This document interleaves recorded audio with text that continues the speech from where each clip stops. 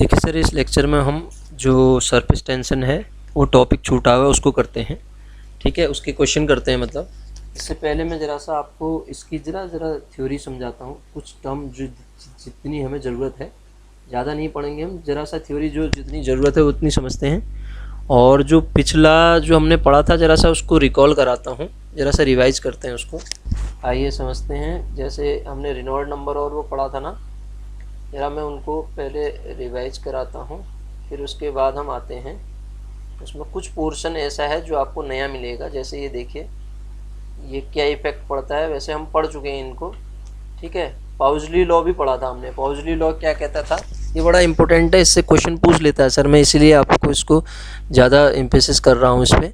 तो पाउजली लॉ क्या कहता था, देखो अगर आपके पास ये जो इस टाइप की कोई ट्यूब है, इसमें प्रेशर जो है यहाँ से यहाँ प्रेशर का अंतर होगा। फिर कह रहा है पाउजली लॉ के अकॉर्डिंग स्ट्रीम लाइन फ्लो है। फ्लो क्या है, स्ट्रीम लाइन है लिक्विड का कैपिलरी ट्यूब के अंदर। तो उन्होंने क्या पाया कि प्रेशर का जो डिफरेंस है यहाँ और यहाँ, जो प्रेशर का डिफरेंस है, ठीक है, maintained across the two end of capillary tube, length L है उसकी, रेडियस R है। तो जो वॉल्यूम है लिक्विड का, वॉल्यूम कहें पर सेकंड में जो वॉल्यूम निकल रहा है, ठीक है ना, वो लिक्विड का जो पर सेकंड वॉल्यूम है, ठीक है ना, volume of liquid coming out पर सेकंड जो लिक्विड कम आउट हो रहा है वो किस किस के डायरेक्टली प्रोपोर्शनल होता है। एक तो प्रेशर डिफरेंस के, उसको P1 माइनस P2 को या कैपिटल P कहो। दूसरा वो डायरेक्टली प्रोपोर्शनल होता है रेडियस की पावर 4 के। देखो ये क्वेश्चन पूछा जाता है, ठीक है, रेडियस की पावर 4 के कैपिलरी ट्यूब में। और तीसरा वो इन्वर्सली प्रोपोर्शनल होता है किसके, विस्कोसिटी के। देखो, और इन्वर्सली प्रोपोर्शनल होता है length of capillary tube. Direct question पूछा जाता है, तब जाके ये जो V है ना, कैपिटल V पर सेकंड जो वॉल्यूम है वो प्रोपोर्शनल हो जाएगा PR⁴। ये कैपिटल P किसको डिनोट करता है, प्रेशर के डिफरेंस को, पावर 4 और NL। ठीक है, अगर इसको लिखें तो ये आएगा, ये K को ये प्रोपोर्शनलिटी का कांस्टेंट उन्होंने π/8 रखा, ठीक है, जो कि प्रोपोर्शनलिटी का कांस्टेंट है। ये पाउजली लॉ था, ठीक है, इसको हम पढ़ चुके हैं। ठीक है, इससे रिलेटेड क्वेश्चन भी मैंने आपको बताया था। अब दूसरी चीज़ यहाँ पे देखो, डायमेंशन फॉर्मूला और ईटा ये करा चुका हूँ मैं आपको। इतना होता है CGS सिस्टम में, ईटा को पाउज कहते हैं या डाइन पर सेंटीमीटर स्क्वायर होता है। SI में ईटा को एक पाउजली कहते हैं, ठीक है, और या फिर ये डेका पाउज कहते हैं, ठीक है। उसके बाद the coefficient of viscosity in scalar quantity है। Coefficient of viscosity is a scalar quantity. Relative viscosity की आप बात करोगे तो लिक्विड में विस्कोसिटी और वाटर में विस्कोसिटी के रेशियो को कहते हैं, ठीक है। Relative viscosity of blood remain constant between 0 degree centigrade to 37 degree. ये क्वेश्चन पूछ सकता है कि विस्कोसिटी ब्लड की आपका 0 डिग्री से 37 के बीच में कांस्टेंट रहती है, ठीक है। अब टेम्परेचर का विस्कोसिटी पे क्या इफेक्ट पड़ता है, ये बड़ा इंपॉर्टेंट क्वेश्चन है, सर डायरेक्ट पूछा जा सकता है। वैसे मैं सारे क्वेश्चन करा चुका हूँ, फिर भी आप देखिए टेम्परेचर का क्या इफेक्ट पड़ता है। अगर आप बात कर रहे हैं लिक्विड के लिए तो ईटा इन्वर्सली प्रोपोर्शनल हो रहा है। देखो, इसका मतलब लिक्विड में टेम्परेचर आप बढ़ाओगे तो विस्कोसिटी घटेगी, और इसी तरीके से गैस की आप विस्कोसिटी कहोगे तो डायरेक्टली प्रोपोर्शनल होती है। इसका मतलब गैस में जैसा रिलेशन T को बढ़ाओगे तो उसकी विस्कोसिटी भी क्या हो जाएगी, बढ़ जाएगी। लेकिन जो लिक्विड है उसमें डायरेक्टली प्रोपोर्शनल, इन्वर्सली प्रोपोर्शनल होती है। हमने अगला पढ़ा था स्टोक्स लॉ। देखिए स्टोक्स लॉ भी आपको पता है, और टर्मिनल वेलोसिटी क्या होती है ये पढ़ा था। ये सारी चीज़ें करा चुका हूँ मैं आपको। यह terminal velocity, the maximum constant velocity acquired by body while falling through viscous fluid. Viscous fluid में जब आप किसी भी बॉडी को डालते हो तो जो मैक्सिमम वेलोसिटी है, जो maximum constant velocity acquired by body is terminal velocity, ठीक है। आगे हमने रेनॉल्ड नंबर भी समझ लिया था। रेनॉल्ड नंबर क्या था सर, देखो रेनॉल्ड नंबर यही था, इसमें क्या क्या चीज़ें यूज हो रही थी। इससे क्वेश्चन पूछा जाता है रेनॉल्ड नंबर से, बार बार कह रहा हूँ मैं आपसे, ठीक है। ये क्या बताता है, वो जो आपका टर्बुलेंट फ्लो है या नहीं है, ठीक है, whether the flow will be study और टर्बुलेंट, इसके बारे में बताता है। स्टडी कब रहेगा और टर्बुलेंट कब रहेगा, रो क्या है, V क्या है, ईटा क्या है, D क्या है, पता होना चाहिए आपको। देखो RE रेनॉल्ड नंबर अगर 0 से लेके 2000 के बीच में लाई करता है तो इसका मतलब स्टडी फ्लो होगा, लेमिनर फ्लो होगा, धारा रेखी प्रवाह कहते हैं उसको, ठीक है। कब, जब 0 से लेके 2000 के बीच में होगा। और अगर ये ग्रेटर देन 3000 हो जाए, ग्रेटर देन 3000 हो गया तब तो टर्बुलेंट हो जाएगा। और एक कंडीशन और आ जाती है, ये नया आ गया आपका, 2000 से 3000 के बीच में जब होगा तो लिक्विड अनस्टेबल हो जाएगा, ठीक है। इट में चेंज फ्रॉम लेमिनर टू टर्बुलर, मतलब लेमिनर से टर्बुलर, टर्बुलर से लेमिनर, ये इसमें बदल सकता है, वाइसा वर्सा कह रहा हूँ। तो ये कुछ चीज़ें थी पुरानी, इसको हम पढ़ चुके हैं, ठीक है। अब आता हूँ मैं जरा सा आपको सरफेस टेंशन के बारे में एक दो चीज़ें समझाता हूँ, फिर हम क्वेश्चन करते हैं। देखिए सरफेस टेंशन भी कुछ नहीं है। सरफेस टेंशन की अगर आप बात करते हो ना, आपने ध्यान दिया होगा, अगर आप किसी एक, जैसे आप दो जने यहाँ पे खड़े होके क्या करें, एक मिनट, अगर आप किसी एक कपड़े को पकड़ते हैं ना, एक जना ये है, ठीक है, यहाँ से खड़े होके एक कपड़ा पकड़ा और ये है, और ये इस तरीके से आपने कपड़े को यहाँ से इन्होंने टाइट से पकड़ा, ठीक है। जब आप टाइट से पकड़ते हो तो ये कपड़े में टेंशन क्रिएट हो जाता है, ठीक है। अब इसके ऊपर आप कोई बॉल रखोगे तो वो स्थिर रहेगी, उसको कुछ नहीं होगा। तो वही क्या है आपका, वही क्या है, वो जो सरफेस पे लग रहा है इसके, वो सरफेस टेंशन है, ठीक है। तो ये जैसे आप ध्यान दीजिएगा, कोई पेड़ है यहाँ पे और यहाँ पे नीचे रुका हुआ पानी है, तो पेड़ से जो पत्ता यहाँ गिरेगा तो वो ठहर जाता है यहाँ पे, वो सरफेस टेंशन के कारण ही होता है।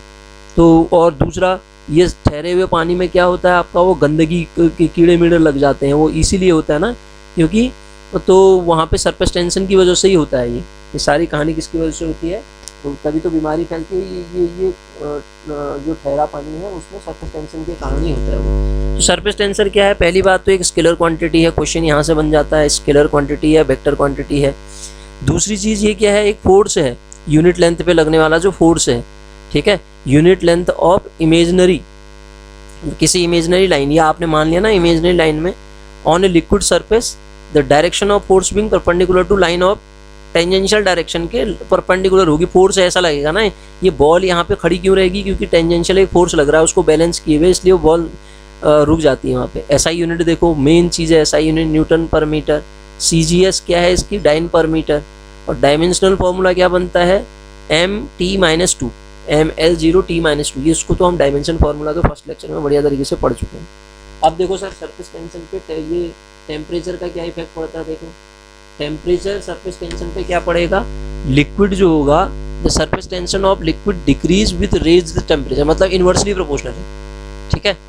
तो surface tension of liquid become zero, ये देखो surface tension of liquid decreases with raised temperature.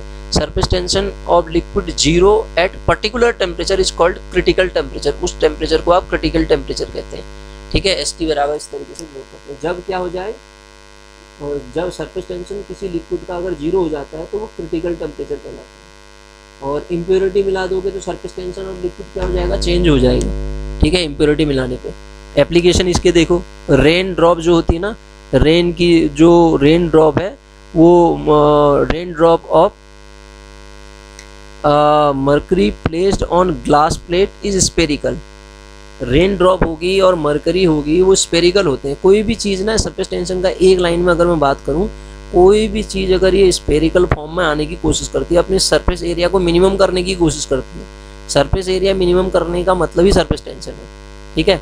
Hair of solving brush, painting brush when dipped into water में जब आप डालोगे तो वो वही चीज़ होगा, वो सरफेस एरिया को कम करने का प्रयास करेगा, ठीक है।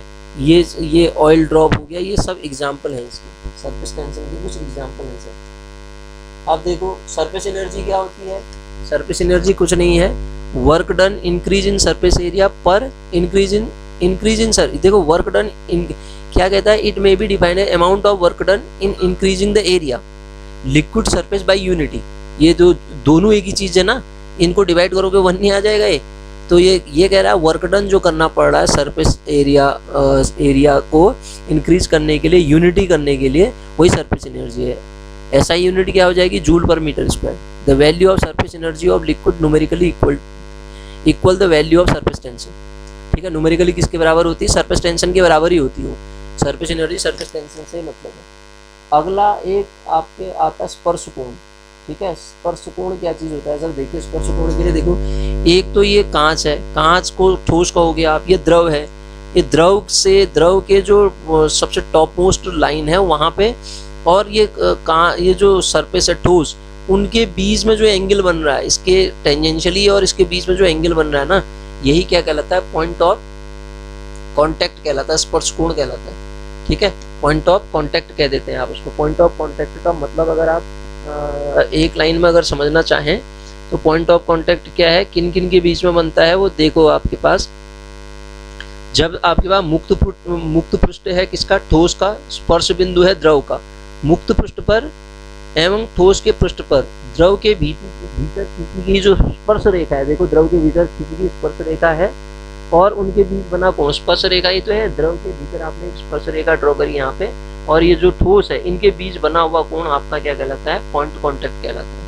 अब इंपॉर्टेंट चीज क्या है मैंने यहाँ पे लिखी है, इसको आप ध्यान से देखिए सर, यहीं से क्वेश्चन बन जाता है, कभी कभी डायरेक्ट बन जाएगा। देखो पहली बात तो ये ठोस की नली जो है आपके पास में द्रव के मुक्त पृष्ठ की आकृति कैसे होती है। देखो जैसे यहाँ पे दो तरीके की आकृति है, यहाँ पे आकृति दिख रही ना, एक आपका अवतल दिख रहा है, एक उत्तल दिख रहा है, दो टाइप की। एक बार ये इस तरीके का बना हुआ है, ये है ना, एक टाइप इस तरीके का बना हुआ है, तो अवतल उत्तल दोनों दिख रहे हैं ना। तो अब आप देखो ये केस कब बनता है, दो तरीके के फोर्स होते हैं सर। आसंजक मतलब एक ही टाइप के मटेरियल के बीच में लगने वाला आसंजक बल कहलाता है। ससंजक मतलब एक द्रव है और एक कांच के बीच में लगेगा। जैसे आसंजक बल और ससंजक बल जब दोनों बराबर हो जाते हैं ना, तो जो ये इन दोनों के बीच में जो वो बनता है सरफेस, वो प्लेन बन जाएगा, है ना। किसकी बात कर रहा हूँ, केस नली में जो मुक्त द्रव के मुक्त फ्री पार्ट है ना, ये देखो ये फ्री वाला द्रव का फ्री पार्ट ऊपर है, इनके बीच ऐसा बन रहा है केस। तो जब ये दोनों बराबर होते हैं तो वो स्पेस सीधा बन जाएगा। अब यदि एडिसिव फोर्स, एडिसिव मतलब आसंजक बल बड़ा हुआ कोहेसिव फोर्स से, कोहेसिव मतलब ससंजक, तो अवतल बन जाएगा। मतलब थीटा की वैल्यू उस केस में 90 से छोटी हो जाएगी, थीटा की वैल्यू 90 से छोटी हो जाएगी। जैसे देखो यहाँ पे थीटा की वैल्यू 90 से छोटी है, तो और दूसरे एडिसिव में क्या हो जाएगा, उत्तल पृष्ठ बनेगा और थीटा की वैल्यू, ये क्वेश्चन डायरेक्ट पूछता है, ये तीन जो मैंने लिखे हैं, ठीक है। और अगर आपके पास आसंजक बल छोटा हो गया तो उत्तल बनेगा, आसंजक बल बड़ा हो गया तो अवतल बनेगा। इसका मतलब समतल में तो थीटा 90 होता है और अवतल में थीटा जो होता है लेस देन 90 होता है। ये थीटा क्या चीज़ है, यही पॉइंट ऑफ कांटेक्ट लिखा है यहाँ पे देखो। और ये हो गया आपके पास। साथ में देखो कांच की केस नली में जल के मुक्त पृष्ठ की आकृति जो होती है अवतल होती है। इसका मतलब अवतल कब होती है, इसका थीटा का मान लेस देन 90 होगा। और पारे में क्या होती है, उत्तल होती है, थीटा जो होगा ग्रेटर देन 90 होगा। अब देखो शुद्ध जल और कांच के बीच का जो ये एंगल होता है थीटा, वो 0 डिग्री होता है। पारे व कांच का 135 डिग्री होता है, इस बात को आप ध्यान रखना। तो ये कुछ चीज़ें थी। अब हम सीधे क्वेश्चन पे आते हैं सर। तो ये तो आपने पढ़ी भी होंगी, नहीं पढ़ के तो जरा सा आपको रिवाइज हो गया, ये पता आप देख लीजिए एक बार। अब आते हैं हम क्वेश्चंस पे। क्वेश्चन क्या कहते हैं हम इसे देखते हैं, ठीक है। एक एक करके इनके क्वेश्चंस को करते हैं। जैसे पहला ही क्वेश्चन क्या कह रहा है ये, ठीक है। इसमें अच्छा एक चीज़ बताना मैं भूल गया आपको, वो भी बता देता हूँ। जब केस नली में, अगर आप किसी केस नली में द्रव चढ़ रहा है ऊपर को, या द्रव गिर रहा है पृष्ठ तनाव के कारण, ऊपर चढ़ना और नीचे ये पृष्ठ तनाव के कारण ही होता है। किसी केस नली में द्रव का चढ़ना और निकलना वो आपके पृष्ठ तनाव के कारण ही होता है। जैसे तौलिए का एग्जाम्पल आप कह सकते हैं, ठीक है। तो उसमें दो तीन चीज़ें और बताता हूँ मैं आपको। तो जो द्रव ऊपर चढ़ेगा उसकी हाइट के लिए फॉर्मूला जो यूज होता है sir, height is equal to होता है 2t cos theta, 2t cos theta upon r rho g. ये फॉर्मूला याद रखना है आपको, ठीक है। 2t cos theta upon r rho g, ये होती है उसकी ऊंचाई। और उसके बाद एक चीज़ और बताता हूँ, जो अवतल पृष्ठ होता है उसमें जो प्रेशर एक्सेस होता है, अधिक की दाब जो होता है 2t अपॉन r के बराबर होता है, ठीक है। द्रव की बूंद है तो उसमें एक्सेस प्रेशर की जो वैल्यू होती है 2t अपॉन r होती है, जितना ये है उतनी होती है। लेकिन जब आपका बुलबुला होता है ना, द्रव के अलावा बुलबुला में दो पृष्ठ होते हैं। बुलबुला क्यों होते हैं अभी बताता हूँ। बुलबुला अगर है तो उसमें मुक्त पृष्ठों की संख्या 2 होती है, तो उसका हो जाता है 4t अपॉन r। बुलबुले में 4t अपॉन r हो जाता है प्रेशर, एक्सेस प्रेशर, ध्यान दीजिएगा आप, ठीक है। बुलबुले में कितना हो जाएगा, 4t अपॉन r हो जाता है। तो कुछ चीज़ें और ये भी आपको ध्यान रखनी है। तो सर पहला क्वेश्चन पढ़ते हैं हम। देखिए पहला क्वेश्चन क्या कह रहा है इसका। जब आप इसका पहला क्वेश्चन पढ़ते हैं तो पहला क्वेश्चन कहता है हमसे कि समान अणुओं के बीच लगने वाला, समान एक जैसे अणुओं के बीच लगेगा जो, उसको क्या कहोगे आप? आसंजक बल कहोगे। ठीक है, आसंजक, समान है मतलब आसंजक लगेगा। ठीक है, अब अगला क्वेश्चन देखो, क्वेश्चन नंबर 2 क्या कह रहा है? क्वेश्चन नंबर 2 कहता है द्रव का पृष्ठ तनाव क्या होता है? द्रव में पृष्ठ तनाव अभी हमने पढ़ा था, क्या हो रहा था? ताप के साथ घट रहा था द्रव में, गैस में बराबर था। एक छोटी बूंद की आकृति निर्धारित होती है। छोटी बूंद की आकृति मतलब किससे निर्धारित होगी? द्रव के पृष्ठ तनाव से। वही तो कह रहा हूँ मैं, बूंद कोई भी चीज़ है ना, अपने सरफेस एरिया को सिकुड़ने की, छोटा करने की कोशिश करती है, वही सरफेस टेंशन की डेफिनेशन हुई। साबुन के बुलबुले की त्रिज्या आर है। क्वेश्चन नंबर 4 देखिए, साबुन के बुलबुले की त्रिज्या कितनी है? आर है। और साबुन के घोल का पृष्ठ तनाव टी दे रखा है सर। साबुन के घोल का पृष्ठ तनाव टी दे रखा है, त्रिज्या आर दे रखी है और पृष्ठ तनाव टी दे रखा है। ताप समान रहते हुए फूंक मारने पर बुलबुले का व्यास अगर आप दुगुना करने के लिए जो आवश्यक कार्य करना पड़ेगा वो कितना? सर जो आवश्यक कार्य का फॉर्मूला होता है ना, वो टी इंटू डेल्टा ए के बराबर होता है। ए क्या है, टी क्या है, डब्ल्यू क्या है, आपको पता है। तो सबसे पहला काम हम करते हैं, डेल्टा ए निकाल लेते हैं। ठीक है, एक बार ये था साबुन का बुलबुला, फिर बड़ा कर दिया, 2 गुना कर दिया गया, तो कितना आ जाएगा वो? Delta A is equal to 2 time 4 pi R2 square minus 4 pi R1 square, ये तो आएगा। तो ये कितना आ जाएगा? इसको सॉल्व करो आप, ये तो डेल्टा ए आएगा। तो डेल्टा ए मुझे क्या निकालना है? डब्ल्यू निकालना है। तो इसको जब सॉल्व करेंगे हम तो कितना आएगा? 4 पाई R2 स्क्वायर, ये फॉर्मूला ये बनता है ना, 4 पाई इंटू R2 स्क्वायर, ये फॉर्मूला 2 टाइम आता है इसमें, ध्यान दीजिएगा। मैं केवल डेल्टा ए निकाल रहा हूँ सरफेस, क्योंकि बुलबुला है ना, बुलबुले में दो पार्ट होते हैं, 2 सरफेस होते हैं, इसलिए 2 लिखा है। ठीक है, तो कितना आ जाएगा ये? जब आप इसको सॉल्व करोगे, अंदर मल्टीप्लाई करोगे, तो सर ये आएगा आपके पास 2 तो ऐसे ही रहा, बाद में कितना हो गया? 4 पाई R2 मतलब कितना है? 2R का स्क्वायर माइनस पहले कितना था? 4 पाई R स्क्वायर। जब इसको सॉल्व करोगे आप, ये आएगा 24 पाई R स्क्वायर। ये तो डेल्टा आया, डब्ल्यू निकालना है आपको, तो इसको टी से मल्टीप्लाई कर दो, 24 पाई R स्क्वायर टी, ये मिल जाएगा। ठीक है, क्वेश्चन पूछा भी गया है। ठीक है, तो इसी तरीके से अगला कुछ क्या कह रहा है? आर त्रिज्या की द्रव की बूंद कह रहा है सर। अब यहाँ जो 2 से मल्टीप्लाई किया था ना, द्रव में वो क्या होगा? n बूंदों को द्रव में 2 से मल्टीप्लाई नहीं होगा, क्योंकि एक ही पृष्ठ होता है उसमें। द्रव की बूंद के लिए 1 पृष्ठ होता है, बुलबुले के लिए 2 पृष्ठ होते हैं, साबुन के घोल के लिए 2 पृष्ठ होते हैं। इस बात को याद रखो, क्वेश्चन ये भी पूछ सकता है आपसे। तो द्रव की बूंद आर त्रिज्या की n बूंदों में तोड़ने के लिए आवश्यक ऊर्जा, मतलब ऊर्जा मतलब वो डब्ल्यू ही है। ठीक है, कार्य ही है। तो सबसे पहले डेल्टा ए निकालो। डेल्टा ए क्या होगा आपका? A2 माइनस A1, जैसे यहाँ निकाल रखा है A2 माइनस A1, तो यहाँ पे 2 से मल्टीप्लाई नहीं करूँगा मैं, n सीधे लिख दे रहा हूँ, n 4 pi R square, n कर दिया जाता है ना बाद में, तो minus 4 pi R square, 4 pi R square, ऊपर वाला ही तो फॉर्मूला लगा रहा हूँ, यही देखो। ये 2 क्यों किया? 2 फेस थे, यहाँ पे एक ही होता है द्रव में, तो n दिया है इसने, हाँ मैं अपने मन से नहीं कर रहा हूँ इसको। तो डेल्टा डब्ल्यू कितना हो जाएगा फिर? सॉरी, डब्ल्यू कितना हो जाएगा? बाहर से टी से मल्टीप्लाई कर दोगे इसको, n into 4 pi R square, n into 4 pi R square, option ही नहीं दिख रहा है इसमें, n into 4 pi R square minus 4 pi R square into T, option A हो जाएगा सर इसका, ऑप्शन ए करेक्ट हो जाएगा, समझ रहे हैं? ठीक है, option A is correct. Question number 6 पे आते हैं, क्या कह रहा है देखो। आर त्रिज्या की एक बड़ी बूंद को समान त्रिज्या आर की n छोटी बूंदों में स्प्रे करने में किया गया कार्य निकालना है। क्वेश्चन नंबर 6 देखो सर। अब यहाँ पे आर त्रिज्या की क्या कर रहा है? बड़ी बूंद, तो इसका मतलब n टुकड़ों में तोड़ना है। उसका जो वॉल्यूम होगा 4 पाई R क्यूब होगा n टाइम, और ओरिजिनल कितना होगा? 4 पाई 3 पाई R क्यूब। पहले केस में इतना मान लेते हैं, बाद में इतना मान लेते हैं। तो यहाँ से R देखो आप, R कैसे प्रोपोर्शनल हो रहा है? R is equal to constant term तो हट जाएंगी, स्मॉल r बराबर इतना आ जाएगा। तो कार्य निकालना है, फिर W बराबर अभी तो पढ़ा, क्वेश्चन एक ही तो बता रहा हूँ मैं आपको, T इंटू डेल्टा ए हो जाएगा। बूंद है, क्या है? बड़ी बूंद है, ठीक है, बुलबुला तो है नहीं, तो यही लगेगा, 2 से मल्टीप्लाई नहीं होगा। तो T इंटू कितना? T into n time 4 pi R square minus 4 pi R square. ठीक है, हमने r और r को ये ले रखा है। तो सर जब जैसे ये वैल्यू ऊपर से रखोगे स्मॉल r की, तो आप पाओगे रिलेशनशिप जो आ रही है क्या आ जाएगी, ये 4 pi capital R square t into N की पावर 1/3 माइनस 1।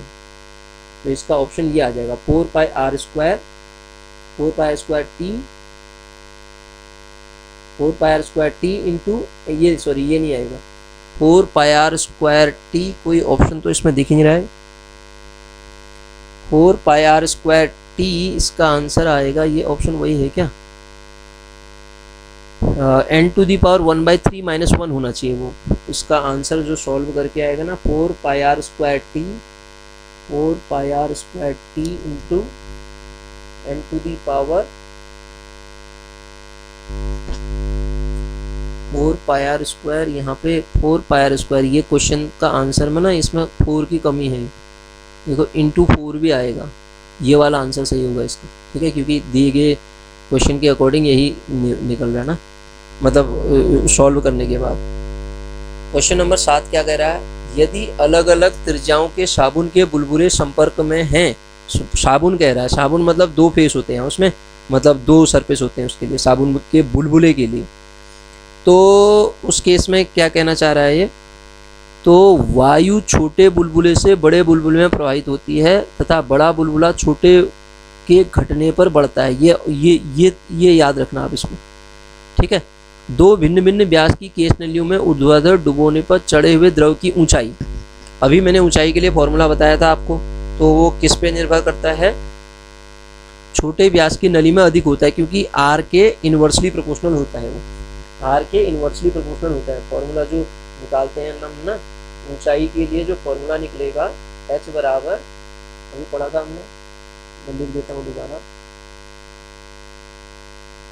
केस नली में जब ऊपर चढ़ेगा तो उसके लिए जो r की वैल्यू होगी सर, सॉरी जो h की वैल्यू होती है, वो h की वैल्यू होती है आपकी 2t cos theta upon rho r g, यही तो होता था। ये क्या कह रहा है, देखो 2 भिन्न भिन्न व्यास की केस नली में ऊर्ध्वाधर डुबोने, तो व्यास जैसा होगा वैसे ही उसका रेडियस भी होता है।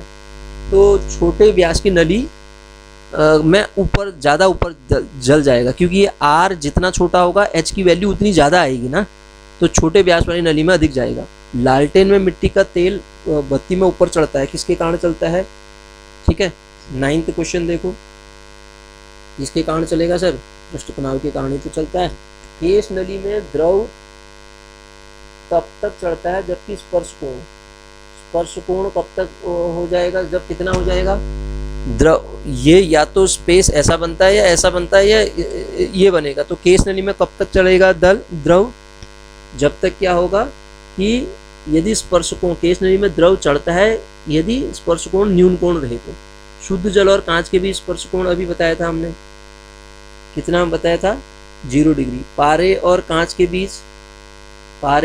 बीच कितना पड़ा था, 135 डिग्री। ठीक है, जल के पृष्ठ पर 2 माचिस की तीलियां परस्पर समांतर तैर रही हैं। ठीक है, यदि इनके बीच साबुन के घोल में डुबोकर, हाँ पृष्ठ तनाव कम किया जाता है ना, पृष्ठ तनाव कम करने की केरोसिन का ऑयल मिलाया जाता है ना, और ये जो साबुन का घोल मिलाया जाता है, तो क्या होगा कि वो जो आपस में नज़दीक आती थी ना, इसमें कंडीशन क्या हो जाएगी, वो दूर चली जाएंगी आपस में। ठीक है, जो नज़दीक आ रही थी, नज़दीक क्यों आ रही थी वो अभी मैंने बताया था, एक रुमाल ही ले लो, इसको टाइट से खींचोगे तो यहाँ पे बना रहेगा, वो कोई चीज़ यहाँ पे है, छोटी सी बॉल डाली आपने तो वो यहीं पे बनी रहेगी पृष्ठ तनाव के कारण। ठीक है, जैसे ही आप साबुन का घोल डालोगे पृष्ठ तनाव कम हो जाएगा, तो वो दूर चली जाएंगी, वो आपस में दूर चली जाएंगी। क्रांतिक ताप पर द्रव का पृष्ठ तनाव हो जाता है, अभी पढ़ाया था ना, क्रांतिक ताप होगा तो द्रव का पृष्ठ तनाव उस समय 0 हो जाएगा। ठीक है, क्या हो जाएगा, 0 हो जाएगा। अगला क्वेश्चन देखो सर, अगला क्वेश्चन क्या कह रहा है, एक बर्तन में द्रव भरा है, द्रव ठोस के बीच लगा आसंजी बल द्रव के बीच लगे ससंजी बल की तुलना में बहुत क्षीण है, ठोस द्रव की तल की आकृति क्या होगी। तो आसंजक बल अभी मैंने बताया, अगर कम होता है तो क्या होता है कंडीशन, आकृति कैसी होती है, और ज़्यादा होता है तो कैसा होता है, इसलिए तो समझा रहा था मैं आपको। तो इसका कैसा हो जाएगा, उत्तल आकृति हो जाएगी। ठीक है। ताप बढ़ाया जाता है तो जल का पृष्ठ तनाव, टेम्परेचर बढ़ाओगे तो पृष्ठ तनाव जो हो जाएगा आपका टेम्परेचर बढ़ाने से घट जाएगा। ठीक है, पृष्ठ तनाव जो हो जाता है टेम्परेचर बढ़ाने से घट जाता है। जब ताप बढ़ता है तो द्रव का स्पर्श कोण के बारे में क्या कहोगे आप? स्पर्श कोण, अगर आप स्पर्श कोण की बात करें तो वो भी क्या होगा? घटेगा। पृष्ठ तनाव भी घटेगा और स्पर्श कोण भी जो है आपका घटेगा, स्पर्श कोण भी घटेगा। ठीक है, स्पर्श कोण भी जो हो जाएगा घट जाएगा। ठीक है, जल की छोटी बूंदों को मिलाकर बड़ी बूंद बनाने की प्रक्रिया। ठीक है, तो निकाय की पृष्ठ ऊर्जा, तो क्या होगा? जल की छोटी बूंद को जब आप बड़ी बूंद बनाओगे तो उसमें क्या होगा? 18 क्वेश्चन देखो, बनाने की प्रक्रिया में जो निकाय की पृष्ठ ऊर्जा जो होगी सर घट जाएगी। अगला देखो, आर त्रिज्या का साबुन का बुलबुला है, यहाँ ध्यान दीजिएगा, वायु में बनता है। बुलबुले के भीतर जो प्रेशर एक्सेस होता है ना, बुलबुला है, ध्यान दीजिएगा, बुलबुले में दो फेस होते हैं तो 40/R हो जाएगा। ठीक है, अगर जल में जल का होता तो 2T/R होता। तो 19 का आंसर क्या आ जाएगा? 40/R। जैसे नीचे अगला वाला क्वेश्चन देखो, इसमें जल कह रहा है शायद, आर त्रिज्या के वायु का बुलबुला साबुन के घोल के भीतर, वायु का बुलबुला साबुन के घोल के भीतर, बुलबुले के भीतर अतिरिक्त दाब, ये कह रहा है साबुन का मतलब पृष्ठ तनाव कम हो गया तो वो उस केस में आप ये हो जाएगा 2T/R के बराबर हो जाएगा सर। 20th क्वेश्चन देखो, 21 क्वेश्चन देखो, 21 क्वेश्चन क्या होगा? पारे की छोटी छोटी बूंदें रुद्रोष्म रूप में मिलकर बड़ी बूंद बनती हैं, तो बूंद का ताप क्या होगा? छोटे से बड़ा बन जाता है तो घटती है। अभी हमने कहा था ना, टेम्परेचर इस केस में घट जाएगा। 21 का, सॉरी ये तो टेम्परेचर, ये क्या कह रहा है? बड़ी बूंद टेम्परेचर थोड़ा कह रहा है, ये बढ़ जाएंगी। ठीक है, छोटी छोटी रुद्रोष्म प्रक्रम दिया है ना तो बढ़ जाएगा। अब देखो क्वेश्चन नंबर 22 देखो, क्वेश्चन नंबर 22 क्या कहता है हमसे?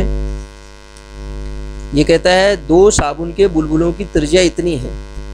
ठीक है ना, हमने अभी पढ़ा था साबुन के बुलबुले के लिए। इम्पोर्टेंट क्वेश्चन है सर ये बुलबुला वाला है, ये दोनों ये इम्पोर्टेंट है, ये भी इम्पोर्टेंट क्वेश्चन है और ये भी इम्पोर्टेंट क्वेश्चन है, ये वाला भी जो है इम्पोर्टेंट क्वेश्चन है। 2 साबुन के बुलबुलों की त्रिज्याएं 2:1 के अनुपात में है, इनके भीतर एक्सेस प्रेशर, उसको P से नोट कर देते हैं हम, बराबर 4T/R होता है ना, तो प्रोपोर्शनल, इन्वर्सली प्रोपोर्शनल है R के, इसको स्मॉल r ले लो आप। इन्वर्सली प्रोपोर्शनल है तो इन्वर्सली प्रोपोर्शनल क्या हो जाएगा? P1/P2 बराबर R2/R1 हो जाएगा। फिर R2/R1 का मतलब कितना हो जाएगा? वो कितना है? 2:1, तो 1:2 हो जाएगा। एक्सेस प्रेशर क्या हो जाएगा? 1:2 का हो जाएगा। इंपॉर्टेंट क्वेश्चन था, हाँ ध्यान दीजिएगा। क्वेश्चन नंबर 23 को देखो, 23 क्या कहता है? एक लोहे की सुई जल के पृष्ठ पर तैरती है, किसके कारण? अभी तो बताया मैंने, जल के पृष्ठ पर लोहे की सुई तभी तैरेगी क्योंकि पृष्ठ तनाव के कारण तैरेगी वो। ठीक है, पृष्ठ तनाव के कारण तैरेगी। क्वेश्चन नंबर कौन सा है? 23, किसके कारण तैरेगी सर? पृष्ठ तनाव के कारण। अगला क्वेश्चन देखिए, 27 क्वेश्चन क्या कह रहा है?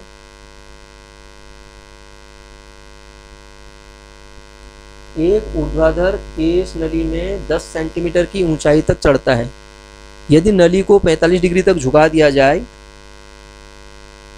ये ना 27 क्वेश्चन क्या कह रहा है? तो वो क्या निकालो कह रहा है? तो चढ़े जल की लंबाई निकालो कह रहा है। तो h बराबर, यहाँ पे लंबाई के लिए फॉर्मूला जो हो जाता है ना, मैंने वो फॉर्मूला नहीं बताया सर आपको। लंबाई के लिए जो फॉर्मूला होता है h/cos बीटा होता है सर, h/cos बीटा। तो यहाँ पे आपको 10 सेंटीमीटर दे रखा है, 10 सेंटीमीटर, सेंटीमीटर में ही आंसर दिया है। अपॉन कितना? cos 45 डिग्री मतलब 1/√2, तो 10√2 हो जाएगी, 10√2 सेंटीमीटर हो जाएगी। ठीक है, ये ध्यान देना है। L के लिए फॉर्मूला एक और बता दिया है, L के लिए h/cos बीटा हो जाता है क्योंकि यहाँ h दिया है। 28वां क्वेश्चन देखो क्या कह रहा है? R1 व R2 त्रिज्या के साबुन के बुलबुले समतापी अवस्था में निर्वात में जुड़े, समतापी अवस्था है, ध्यान दीजिएगा। परिणामी बुलबुले की त्रिज्या कैपिटल R होगी, कैपिटल R हमें निकालना है। तो 28 समतापी प्रक्रम की अगर हम बात करें, 28 क्वेश्चन को जरा सा नीचे ला के कर लेते हैं। 28 वाला यहाँ पे लिख देता हूँ मैं। समतापी प्रक्रम में क्या होता है? P1V1 प्लस P2V2 बराबर PV के होगा।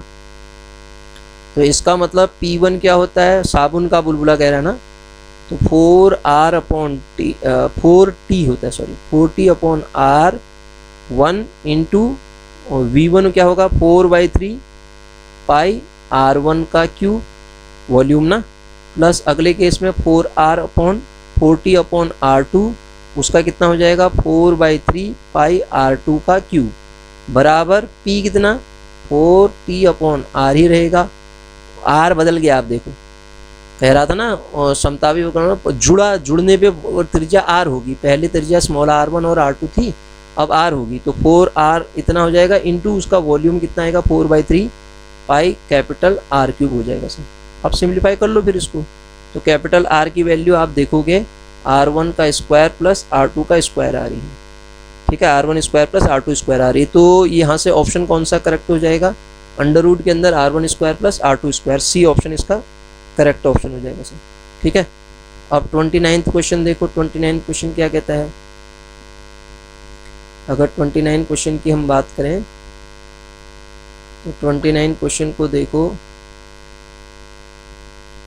29th क्वेश्चन क्या कह रहा है, पृथ्वी पर एक केश नली के द्रव स्तंभ की ऊंचाई h, चंद्रमा पर गुरुत्वीय त्वरण पृथ्वी का 1/6 है, तो चंद्रमा पर ऊंचाई कितनी होगी सर, ऊंचाई के लिए लास्ट में फॉर्मूला बताया था h बराबर 2t cos थीटा अपॉन हमने क्या पढ़ा था r रो जी, चंद्रमा की बात कर रहा है वो, h जो है इनवर्सली प्रोपोर्शनल 1/g आ रहा है, हम g पे ही देखते हैं, तो इसका मतलब h2 अपॉन h1 बराबर g1 अपॉन g2 होगा, ऐसा लिख सकता हूँ, g2 अपॉन g1 होगा।